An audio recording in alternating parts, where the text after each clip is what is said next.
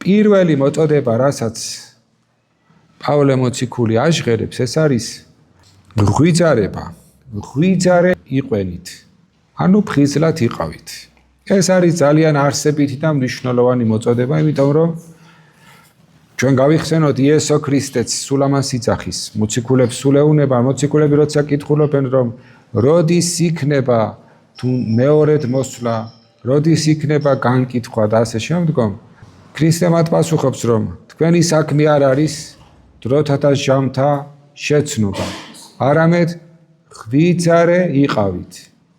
ღვიძარეთ იყავით, ფხიზლად იყავით, ესე იგი ყურადღებით იყავით.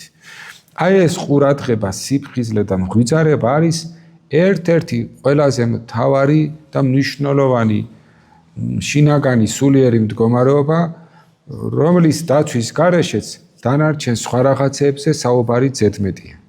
შეუძლებელია, რომ ამის გარეშე ადამიანმა რაიმე სახის სულიერ წარმატებას მიაღწიოს. ამ მით უმეტეს ამ როგორც აღვნიშნეთ, დაუნდობელ ბრძოლაში, რომელსაც აწარმოებს ადამიანი, როგორც ბოროტ სულიერ ძალებთან, ასევე ხშირად ჩვენ გამკლავება გვიწევს ამქვეყნიურ ბოროტებასთანაც და რა თქმა უნდა საკუთარ თავთანაც.